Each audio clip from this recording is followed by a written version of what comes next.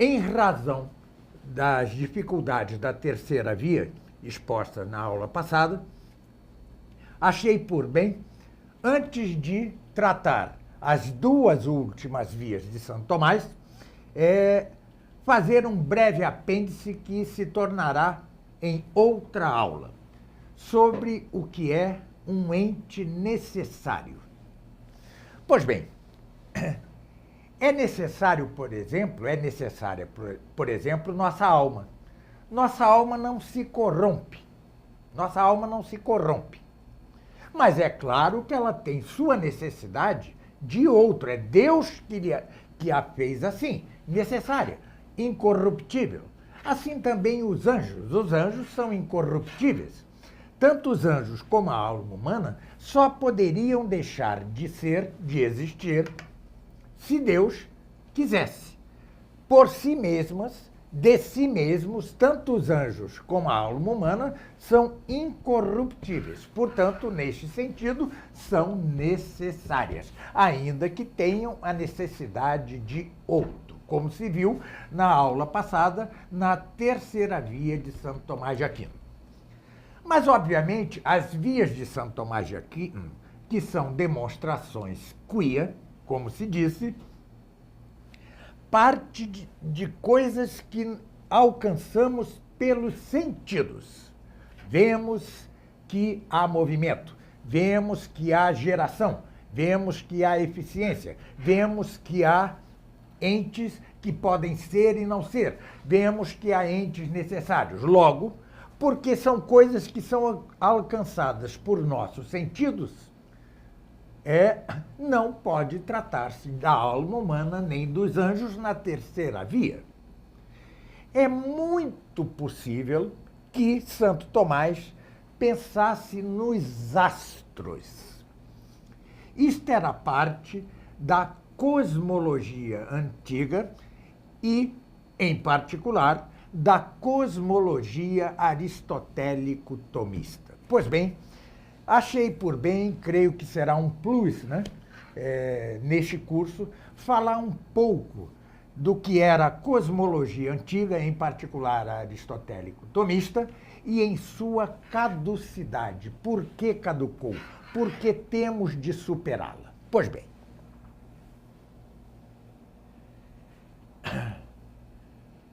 a olho nu, ou seja, sem instrumental, parecia aos antigos que não só os astros, mas o céu girava circularmente e que a forma do universo fosse esférica. Para eles, para os antigos, então, ou melhor, para Aristóteles, e nisso foi seguido por Santo Tomás, havia, em verdade, vários céus concêntricos que giravam circularmente, ou seja, segundo o movimento perfeito, porque o movimento circular é perfeito, ele não tem início, meio e fim. Um movimento retilíneo, ele parte de um ponto e chega ao outro. O circular é o chamado movimento perfeito. Pois bem, disse Aristóteles que se tratava então de várias esferas celestes, em cada uma das quais havia corpos celestes. Estes corpos celestes, segundo Santo Tomás, por exemplo, que a questão disputada sobre as criaturas espirituais, estes corpos celestes seriam movidos por anjos que se uniriam a eles como motores. Pois bem, as esferas celestes, os corpos celestes, seriam movidos por anjos e teriam movimentos circulares e concêntricos, estando a Terra no centro do universo, imóvel. Ora, tal perfeição implicada pelo movimento circular supunha que os corpos celestes fossem necessários no sentido de incorruptíveis. Eram de tal forma que esgotavam toda a potencialidade da matéria de que se compunham. Esta doutrina, a da incorruptibilidade dos astros, que levou até a que se idolatrassem os astros, né? Vários povos pagãos idolatravam os astros. Vê-se a condenação disso no Antigo Testamento? Naturalmente, em Aristóteles não se tratava disso, senão que se tratava, repita-se, de esferas concêntricas, de anjos motores, de corpos celestes que, no entanto, seriam incorruptíveis, porque sua forma esgotaria toda a potencialidade da matéria. Então, tais corpos celestes seriam tão incorruptíveis como é a alma humana e como são os próprios anjos.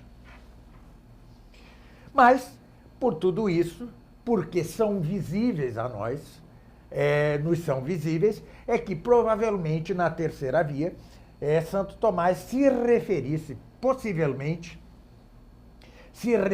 aos astros como entes necessários.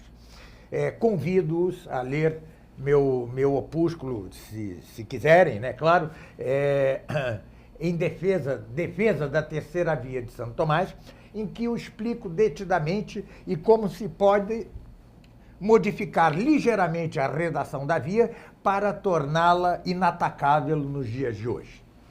Mas esta aula intermediária, esse intermezzo, né, entre a primeira, segunda e terceira via, na aula passada, e a próxima aula, em que tratarei da quarta e da quinta via, visa antes a ilustrá-los quanto à caducidade da cosmologia aristotélico-tomista. A caducidade de toda a cosmologia antiga, mas interessa-me aqui expor a caducidade da cosmologia aristotélico-tomista. Por quê? Porque insisto que o tomismo ou é vital ou não o será. É inconcebível que um tomista seja como um curador de museu, como um guardador de antiguidades. Pecam contra o próprio tomismo, né? Fazem um desserviço ao próprio tomismo àqueles que querem Santo Tomás e Aristóteles, e em particular Santo Tomás, como inerrantes, incapazes de errar, né? Foi esta mesma postura a que, durante a chamada Segunda Escolástica, né, a pós-tridentina, né, levou a que os tomistas se encerrassem numa espécie de torre de marfim, sem reconhecer as descobertas das ciências modernas. As ciências modernas, elas são falhas por 1000 aspectos. Elas, no melhor dos casos, acertam matematicamente, como é o caso de Newton, que foi um grande matemático, uma espécie de alma gêmea de Euclides. Mas é preciso preencher a matemática de Newton das corretas concepções, ao passo que, por exemplo, a teoria da relatividade de Einstein apresenta problemas em seu próprio fundamento, a saber, a relatividade do marco de referência. Pois bem, mas com erros ou sem erros, com erros ou sem eles, o fato é que as chamadas ciências modernas descobrem coisas. Entendamos que podemos saber coisas, descobrir coisas, sem as entender perfeitamente. Lembro-me que, quando criança, eu era de um bairro de subúrbio do Rio de Janeiro, né? E os garotos de rua, eu entre eles, né, pegávamos goiaba no quintal do vizinho, né? E dentro da goiaba havia aqueles bichinhos da goiaba. E entre nós nos dizíamos, pode comer, isso nasce da própria goiaba. É a geração espontânea. Sempre se considerou que esses bichinhos que nasciam na goiaba fossem resultantes de uma ação conjunta da putrefação da fruta com a ação do sol. Louis Pasteur, no século XIX, mostrou que tais bichinhos são produto de larvas de mosca. Ou seja, comemos muita nojeira quando éramos crianças. Pois bem, durante milênios se conheceu esse vermezinho das frutas. E, no entanto, sempre se explicou erradamente este mesmo vermezinho. Assim também as ciências modernas descobrem coisas. O problema é a explicação que lhes dão. Pois bem, qual é a atitude do tomista, se quer que o tomismo seja algo vital, verdadeiro, nos dias de hoje, ante as descobertas das ciências? Exatamente isso. Assimilá-las, explicando-as corretamente. Pois bem, não há o universo não pode ser esférico. É impossível, né? É impossível que o limite do universo, veja, o universo é imenso. O que quer dizer imenso? Que não se pode medir, mas não pode ser infinito, porque nada que seja material é infinito, só Deus é infinito. Pois bem, o limite do universo não pode ser uma parede extensa cujos pontos terminassem linhas perpendiculares, porque se assim o fosse, esta parede longa teria uma superfície de contato com outra coisa. Mas se há outra coisa, ela é também o universo, então não é o limite do universo. O universo é a única coisa que existe, de sensível, de material. Logo, a figura do universo não pode ser esférica. O que é? Peço-lhes que esperem um pouco um livro meu, que sairá pela editora Realizações, chamado Da Necessidade da Física Geral Aristotélico-Tomista. É um estudo longo meu, que sairá junto com minha tradução do comentário de Santo Tomás à Física de Aristóteles. Se tudo correr bem, sairá em janeiro do ano que vem, em fevereiro do ano que vem. Bom, por outro lado, caducou completamente a doutrina das esferas celestes concêntricas. E também caducou que os corpos celestes fossem movidos por anjos, como diz Santo Tomás de Aquino em sua questão disputada sobre as criaturas espirituais, que também tive a honra de traduzir para Realizações. É um grande livro, mas nisto caducou. E caducou também a doutrina segundo a qual a Terra estaria imóvel no centro do universo e as formas terrestres ou sublunares, como se dizia, tivessem grande influência, dependência intrinsecamente do movimento dos corpos celestes. Tudo isto caducou. Tudo isto caducou. A Terra não está imóvel. Ela tem movimento de rotação e de translação. Ela pode ser o centro do universo, mas sempre isso não passará de hipótese. Por quê? Porque para conhecer o centro de alguma coisa é preciso ver a coisa inteira. E jamais o veremos. Mas hoje mesmo, cientistas não católicos chegam cada vez mais à opinião provável de que a Terra seja o centro do universo, mas um centro geométrico, não um centro fixo. Porque, ao contrário, repita-se, a Terra tem duplo movimento de rotação e de translação. Por outro lado, a influência que os corpos celestes podem ter sobre as formas terrestres não é maior que a influência que os mesmos corpos terrestres têm sobre outros corpos terrestres. Não há nenhuma primazia dos corpos celestes com respeito às formas chamadas sublunares.